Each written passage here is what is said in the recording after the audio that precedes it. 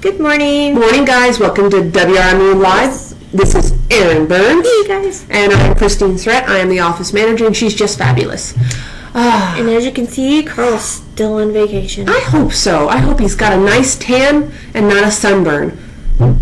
I got sunburn. Sunburn on the head. We talked about that. That hurts. Yeah, no fun. No fun, and water makes it more amplified. Oh, yes. Ugh. Wear a hat. If Sun you don't have no hair. hats, or any form of hat, especially if you are not blessed with sunproof hair. I'm not sunproof hair.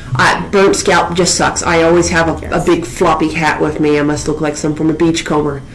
But hey, whatever works, right? And oh man, there's a lot of stuff going on locally as far as the summer. I'm seeing all sorts of new people are putting in pools. I think someone just broke ground on a barnuminium, an actual barn next to it. And there's just a lot going on. But I get why you want to add a pool right now. The weather's nice. But just to note, it doesn't really add, how do I word this?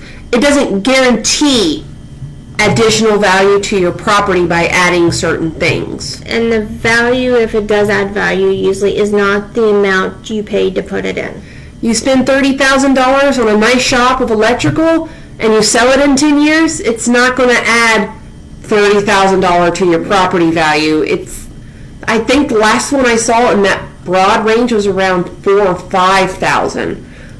But it does add desirability, something you can't really quantify, can't put a number on.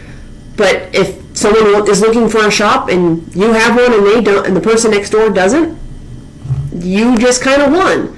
And you might be able to get more interested buyers right off the bat because that's one less thing they have to do is build a barn. Now, pools, I don't know if we have a lot of people in the Minnesota market watching us, but I talked to an appraiser a while back that does commercial appraisals both in Minnesota and Oklahoma, and he's like, no, you can't, if you have a pool in Minnesota, it deducts from the value of the property. That's interesting. Now, locally, for the most part, it's moot. It doesn't add value in my experience. It's just desirability. Some people want a pool and some people don't want a pool, or the cost and maintenance that comes with it. Or even just like the barn. Some people want a barn that takes up what yard they have. Some people want a smaller one, just enough to do a little hobby stuff. Same with a pool. We've seen where they take up this little yard from stem to stern, just pavement and pool. And some people love that because then they don't have to take care of the garden in the backyard, maybe a flower bed or two, but no mowing. It's all in the front yard. They can pay the neighbor kid $30 and have him do it.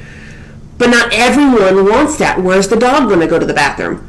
I don't walk my dogs on X days, so they have to be able to go somewhere in the backyard, and I don't want it on concrete. Or where the kids or grandkids going to play when the pool's not open, and different things like that.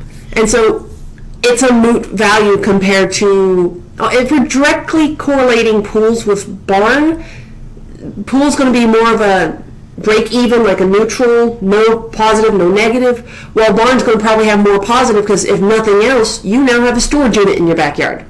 But just like the house, the pool, the barn, anything you add in, you got to maintain. Yep. Your proper maintenance, or it will hurt you if you go to sell.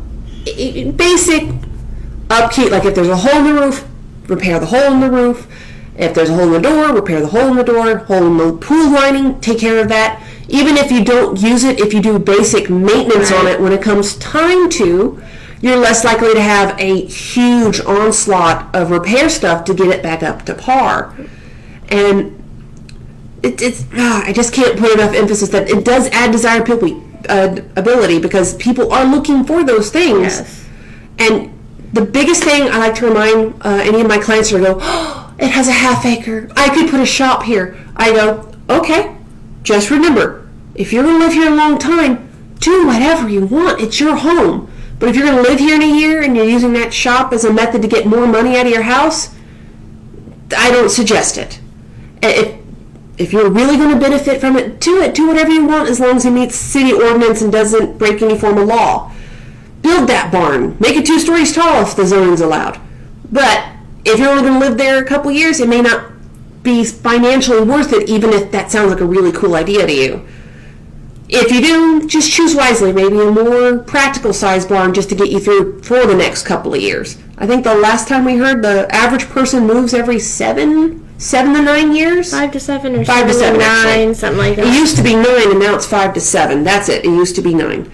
And it also depends on what source you look at. yeah, Each source is a little different. And now I'm seeing at least what few clients I have going right now, COVID, they're looking for their long-term home, 20, 30 years, because, for instance, one of them has a health condition, so they'd rather be in a house they can stay long-term no matter what things coming their way. COVID realigned their priorities, and they want a long-term home so that way they don't have to worry about mold or mildew or their neighbors. They wanted certain things because of the things they learned during this time.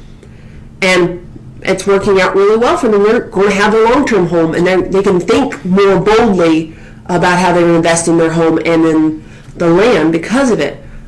But it just goes a long way to keep that kind of stuff in mind, because it's real tempting to go buy a $30,000 barn and have it all done, but it may not add the value you think it is. Do it because you want to, not because you think it's going to add more value. And this is the one time you really got to be thinking about you and your budget. Don't go crazy. Sorry, I could talk all day about this. Erin obviously is just like, you can shush now. She's introvert. I'm obviously not very good at being introvert. So now I do want to let you guys know we have the Chuck Wagon Roundup coming September 12th. It's here in Mustang in front of the community center. It's actually from 1 to 3 this year, so it's kind of like a lunch thing now.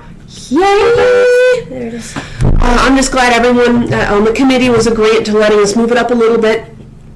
Lunch is, I think, is going to be a little bit more convenient for you guys, because you guys have stuff to do in the afternoons, and you guys are going to love real Chuck Wagon cooking. I know some of you guys have come out in the past, so definitely check it out again. Well, and what's nice is this year a lot of things have been canceled or put off till next year. Yeah. The normal annual events and different things. So as of right now, it's on and we're going, and it's going to be the Friday night stuff, chili cook-off, all that good stuff, and then all the Saturday stuff, parade, car show, everything. Yeah, Western Days is still a go at this time, and we're definitely doing our part to take advantage of being able to go outside and interact with people, even if it's on a more spacious category compared to the past. Right. We will happily accommodate social distancing as best as we can.